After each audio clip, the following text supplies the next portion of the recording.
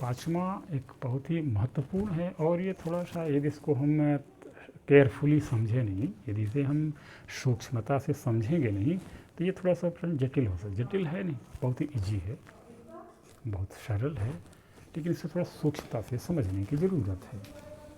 मान लेते हैं कोई संख्या आपकी 6 है और उसमें n की पावर, उसकी पावर n है, जहाँ n कोई प्राकृतिक संख्या है। n जो है हमारा शून्य से लेकर के, शून्य तो प्राकृतिक संख्या में नहीं आता, 1 से लेकर के अनंत तक कोई भी संख्या हो सकती है।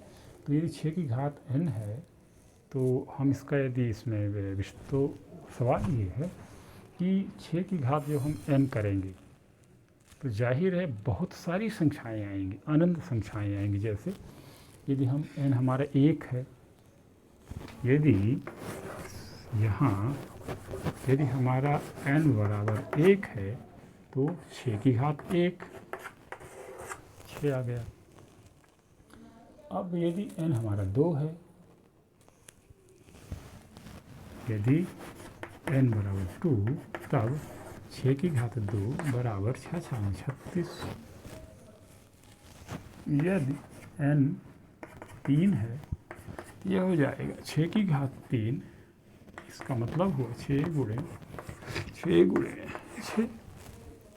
n की घात हमारी जैसे जैसे बढ़ती जाएगी, हमारी बहुत सारी संख्याएं मिलती जाएंगी, यानी 6 की घात n तो इन्फिनिटी है, 1 से लेकर अनंत तक सारी संख्याएं, हरफ खरफ जितनी भी संख्याएं आप कल्पना करो वो ये हो सकता है।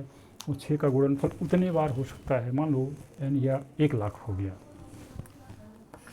n इक्वल टू 1 लाख, तो मतलब वो 6 का तो 6 1 लाख गुना हम टाइम से देगा, तो जो रिजल्ट आएगा वो संख्या आएगा। लेकिन ये सब चीज़ें हम आपको बता क्यों रहे हैं? एक छोटी सी चीज़ समझाने के लिए बता रहे हैं कि हमारा सवाल ये कहता है कि जब हम n की कोई भी वैल्यू रखेंगे, n को 1 से लेकर के अनंत तक की कोई भी हम वैल्यू रखें, लेकिन हमारी जो संख्याएं आएंगी, संख्याएं बहुत सारी आएंगी, उन संख्याओं के इकाई में 0 नहीं आएगा। कहना चाहिए कि वो संख्याएं शून्य पर समाप्त नहीं होंगी, है ना, वो संख्याएं शून्य पर समाप्त नहीं होंगी। Can never and with ZER। सवाल ये है, सवाल बहुत छोटा है, बहुत नन्हा सा है, लेकिन यदि आप सूक्ष्मता से नहीं समझेंगे तो ये तो पहाड़ हो जाएगा। केवल ये है कि जो हमारा 6 टू द पावर n का जो जो विस्तार है, जैसे जैसे आप n बदलते जाएंगे तो हमारी ये नई नई संख्याएं आती जाएंगी, अनंत संख्याएं आएंगी, ढेर सारी संख्याएं आएंगी, लेकिन उनमें से कोई भी ऐसी संख्या नहीं मिलेगी आपको जिसके इकाई में 0, इकाई में 0 आएगा ही नहीं। ये है, तो इसी को सवाल को हमें समझना है।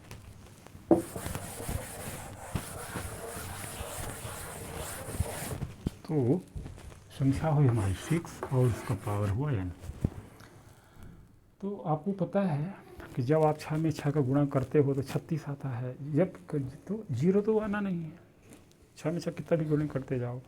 और थोड़ा सा इसको और अच्छे से एक्सप्लेन करने के लिए हम इस 6 का गुणनखंड निकालें, अभाज्य गुणनखंड। ये 6 किन किन संख्याओं से मिलकर बना है, तो आप पाओगे 2 है और 3 है, 2 और 3। तो इसका अभाज्य गुणनखंड 2 और 3 हुआ, तो यानी आप 2 और 3 का गुणा करेंगे तो भी 6 आएगा। और जब आप 6 का कई बार गुणा कर 6 गुणे 6 गुणे 6 जब ऐसे अनंत बार करोगे तो हर 6 को आप 2 गुणे 3 के रूप में लिख सकते हो। 2 3 के अलावा कोई भी गुणनखंड आपके पास नहीं, केवल 2 ही संख्याएं हैं जो 6 को बनाती हैं, तीसरा कुछ भी नहीं है। तो 2 का गुणा जो है 2 का आप 2 में गुणा करो या 3 का 3 में गुणा करो, कभी भी 0, इसकी इकाई में 0 तो आना नहीं है। इसलिए कि 2 में 3 का गुणा करेंगे तो 10 100 या 150 ऐसे संख्याएं तो नहीं आएंगी। 150 के किनारे 0 होता है ना, 100 में वगैरह, यानी लास्ट में। उसके लिए पहली शर्त है कि 2 में से कोई एक संख्या 10 हो, तभी बन सकता है। जब आप किसी संख्या में 10 का गुणा करेंगे तभी वो उस 10 का जीरो उस संख्या में जोड़ेगा और ये इकाई में आ जाएगा 10। तो चूँकि अब 2 में से 3 यहाँ एक 10 आना चाहिए। जब इसके 6 के मल्टीपल में और 10 तो 6 से ज़्यादा होता है, तो 6 तो 10 हो नहीं सकता, यहाँ तो 10 आएगा नहीं, यहाँ तो 10 आएगा, 2 तो पहले से है और इसके अगले तो अभी 6 खुद 10 से छोटा है। तो यहाँ 2 गुणे 3 के अंदर इसके जो अब 6 का जो अभाज्य गुणनखंड होगा उसमें 10 तो आने से रहा, नहीं आएगा। 5 यदि आ जाए तो काम बन सकता है। 3 की जगह यदि 5 आ जाए तो काम बन जाएगा। तब जो आएगा 5 दूनी 10, इकाई में 0 आ गया।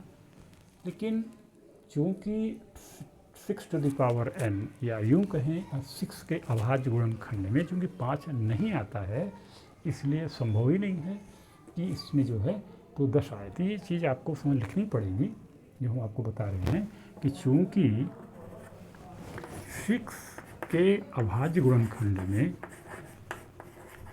चूँकि 5 नहीं आता,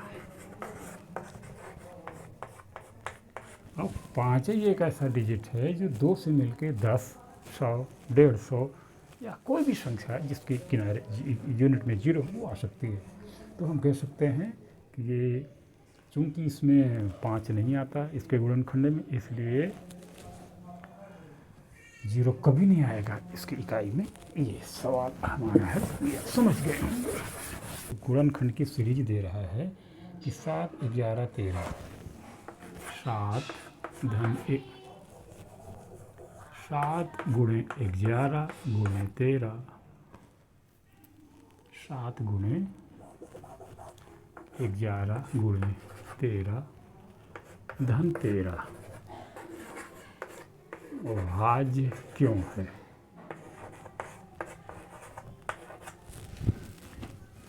ये सवाल है कि 7, 11, 13 धन 13 ये संख्या भाज्य क्यों है? देखिए 7 अभाज्य है, 11 भी अभाज्य है, 13 खुद अभाज्य, ये सभी संख्याएं अभाज्य हैं।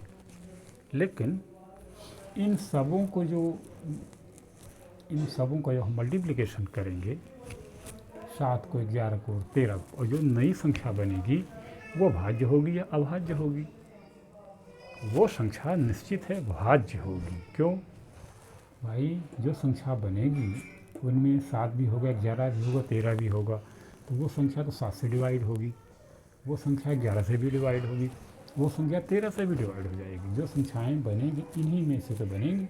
और हम इस संख्या के बटे 7 कर दें, 7 से 7 का कट गया। 11 का भाग कर दें इस पूरे में तो 11 से 11 कट गया। तो कुल मिला करके अच्छा सभी संख्याएं जो होंगी तो भाज्य ही बनाएंगी।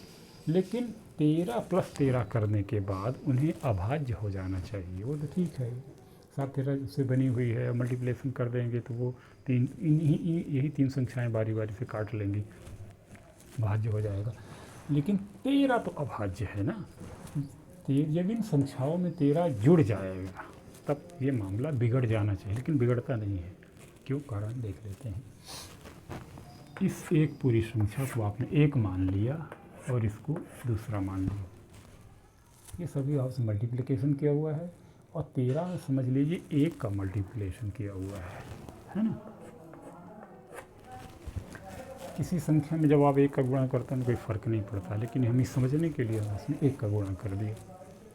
अब इस युग में 13 इसमें भी है, 13 उसमें भी है, 13 हमने कॉमन कर लिया।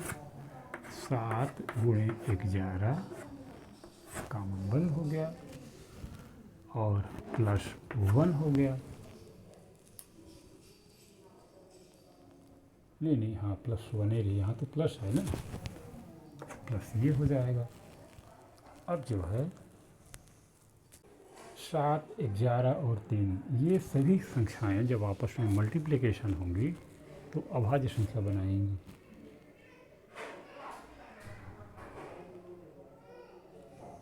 और जब किसी ये अच्छा अब 7, 11 और 13 ये जब विषम संख्याएं आपस में गुणा होता है विषम संख्याओं का, तो वो विषम संख्या ही होती है। जब आप किसी विषम संख्या में, अब ये 7, 11 और 3 सब विषम संख्याएं हैं, चूँकि इनमें जब आप एक जोड़ दोगे तो ये सम हो जाएगा, और सम हो जाएगा तो वो डिवाइड हो जाएगा 2 से। इस तरीके से हम कह सकते हैं ये जो है भाज्य है, ये एक जो है विषम संख्या में जब आप एक जोड़ देते हो तो हो जाती है सम। तो इस तरीके से ये हमारी पूरी संख्या भाज्य हो जाती है। ये 13 इससे मिल जाता है तो यहाँ 1 बचता है +1। तो 7वां सवाल देख लेते हैं।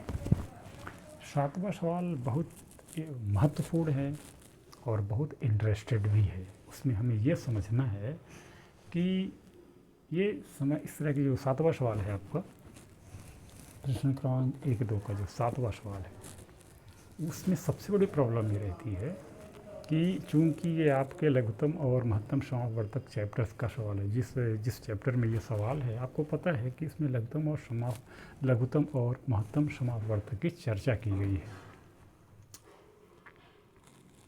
तो निश्चित है हमें इस सवाल में जो संख्याएं दी हुई हैं, एक संख्या 18 और दूसरी संख्या 12, और एक कहानी बताई हुई है कि भैया ऐसा ऐसा ऐसा हो रहा है, और 2 संख्याएं दी हुई हैं।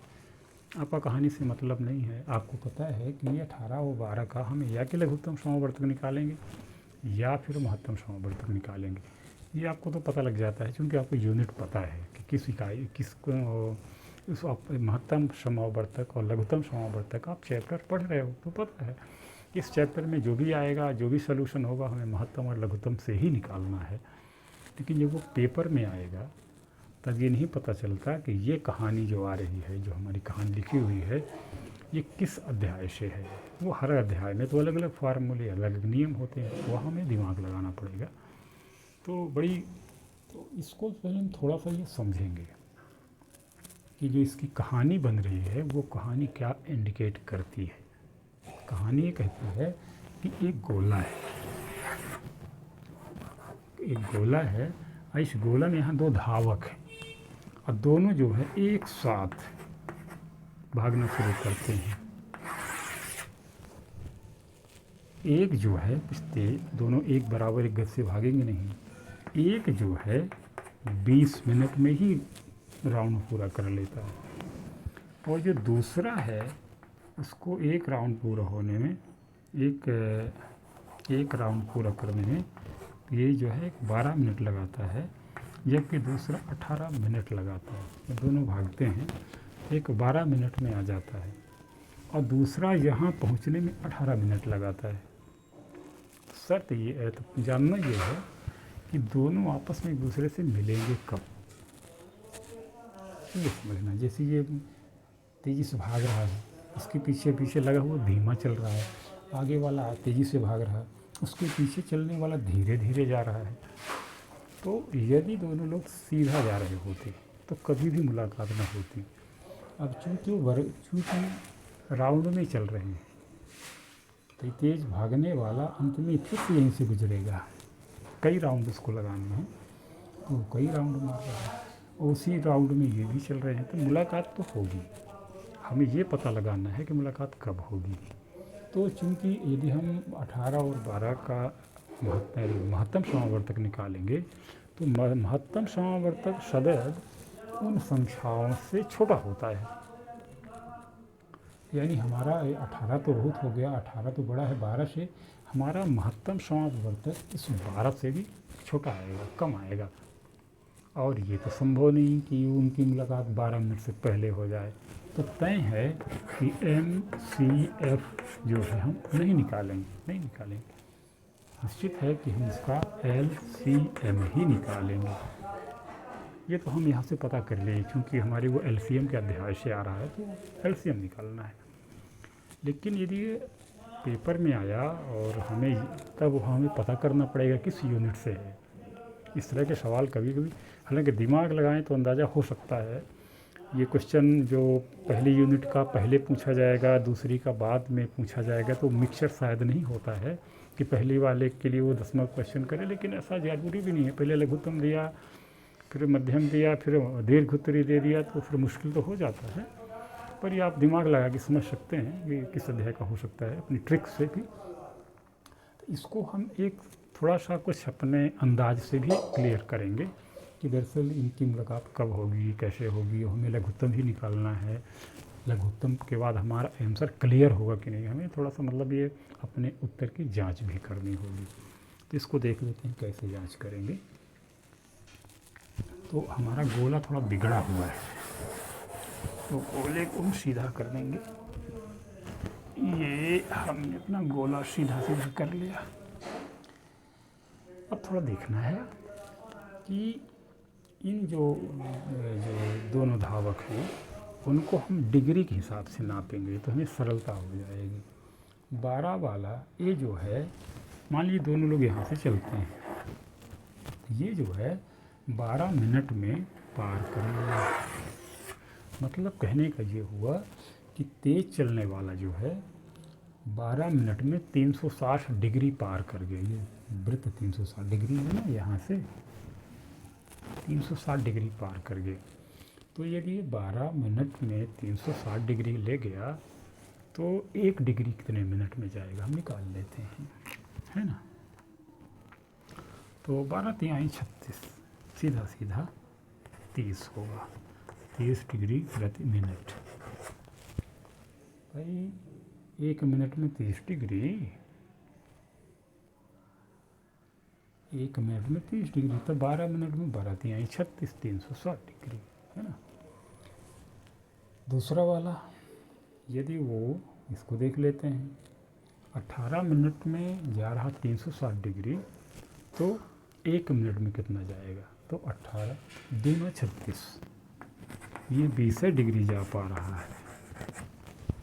तो इनकी जो इस गति है हम इनको डिग्री में ले लिए समझने के लिए। अब समझते हैं, हमारा काम सरल हो गया। अब 12 वाला जब चलेगा तो हम देखेंगे कि 12 वाला जब यहाँ से चलेगा तो 12 मिनट बाद ये पूरी करके यहाँ आ जाएगा। 12 मिनट पर ये वापस आ जाएगा। अब दूसरा वाला जब यहाँ से चलेगा तो वो 12 मिनट पर कहाँ होगा, वो 12 मिनट पर कहाँ होगा हम देख लेते हैं। यदि तो ये जो धीमा चल रहा है 20 मिनट में, तो वो 1 मिनट में 20 जा रहा है, तो 12 मिनट में जाएगा कितना, 20। 1 मिनट में 12, तो 20 मिनट में देखिए 1 मिनट में 20 डिग्री जा रहा है, तो 12 मिनट में 20 गुणे 12, 12 दूनी 24, 240 डिग्री। ये यहाँ से जाएगा, ये 240 डिग्री पर जाएगा, है ना। ये आपको समझ आ रहा होगा कि ये जो तेज वाला है 1 मिनट में 20 डिग्री तय कर लेता है। इसको हम डिग्री में यदि बदलें और इस तरीके से वो 1 मिनट में 20, तो 12 मिनट में 360 इसका पूरा हो जाता है। तो ये कैलकुलेशन कहीं कुछ गड़बड़ाया तो नहीं, तो इसको हम देख लेते हैं। तो जो तेज वाला है, जो तेज़ी से भाग रहा है, तो वो जो है 1 मिनट में 30 डिग्री भाग लेता है। ये एक ये है, ये 1 मिनट में 30 डिग्री चलता है। दूसरा वाला 1 मिनट में 20 डिग्री, ये 30 पहुंच जाता है, ये 20 में रहता है। तो 12 मिनट में ये बड़ा जो वाला है 12 तिहाई 36 डिग्री, यानी 12 मिनट में एक राउंड बना लिया। दूसरा वाला क्या किया, 12 मिनट में उसकी स्पीड कितनी है, 20 की है, तो 12 दूनी 24, 140 हो गया। तो जब वो एक राउंड करके जहाँ से चला तो वहीं पहुँच गया, तो यहाँ रहता है, यानी यहाँ से यहाँ की दूरी 120 डिग्री बनती है। 20 40 360 डिग्री। तो वो जो 120 डिग्री पीछे रह गया फर्स्ट राउंड में। अब वो जब यहाँ से चला तो ये वाला यहाँ है, ये यहाँ है, जब ये राउंड मार लेगा, एक राउंड और मार लेगा अगले 12 मिनट में, यानी दूसरा राउंड मारेंगे, तो ये जो है बेचारा, ये तो पहले से पीछे है और इतना तो पीछे पहले से है और उतनी स्पीड भी उसकी कम है, तो ये जो है इस बार जो है 240 डिग्री पीछे हो जाएगा। इस बार ये जब वो राउंड करेगा तो ये जो है थोड़ा और पीछे, अभी ये राउंड बेचारा करेगा तो 12 मिनट में, अगले 12 मिनट में वो तो यहाँ पहुँच जाएगा, लेकिन ये अगले 12 मिनट में बेचारा 120 डिग्री पीछे रहेगा, है ना। हम कुछ ऐसा ही कर लें तो आपको समझने में सही रहेगा। जब ये यहाँ से दोनों एक साथ चलते हैं, जब ये 12 मिनट बाद यहाँ गया और ये 12 मिनट बाद यहाँ पहुँचा, अगले राउंड में जब ये फिर से चलेगा तो बेचारा ये यहाँ से चलेगा तो इतना तो पीछे पहली बार आया था, दूसरे राउंड में इतना पीछे हो जाएगा। तो ये वो तीसरा राउंड मारेगा तो ये जो है इतना पीछे यहाँ आ जाएगा, यानी तीसरे राउंड में इसका 2 राउंड बनेगा और उसका 3 राउंड बनेगा, लेकिन वो आपस में एक दूसरे को मिल लेंगे। इसके लिए हमें 3 राउंड चलाना पड़ेगा और 3 राउंड चलाने के लिए इसको कितना दूर से कितना चलना पड़ेगा, तेज वाले को 12 तिहाई 36 मिनट, 12 मिनट में एक राउंड, 24 मिनट दूसरा राउंड और 36 मिनट में तीसरा राउंड। जब ये तीसरा राउंड मारेगा तो ये वाला 2 राउंड मारेगा और दोनों की जगह मुलाकात हो जाएगी। तो बिल्कुल क्लियर है कि 36 हो गए। अब जो है हम 8 और 12 का लगाएं LCM तो 36 आना चाहिए, तो क्लियर है। इनकी LCM निकाल लो भाई। 18, 2 9 18, 3 त्रिका 9, 12, 2 छक्का 12, 2 3, तो 18 होगा। 18 बराबर होगा 2 गुणे 3, 2 3 6 गुणे 3, 2 3 6 3 18, और हमारा 12 होगा 2 गुणे 2 गुणे 3, 2 गुणे 2 गुणे 3। इनका हम निकालेंगे LCM निकालने के लिए हम क्या करते हैं कि दोनों में जो कॉमन संख्या है उसको केवल एक बार लेते हैं। तो 3 3 कॉमन है तो 3 को हम एक बार लेंगे, 2 भी कॉमन है तो 2 को हम एक बार लेंगे, और 2 3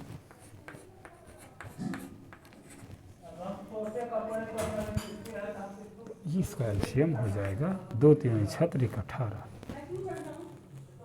3 त्रिका 9, 2 18 दूनी 36।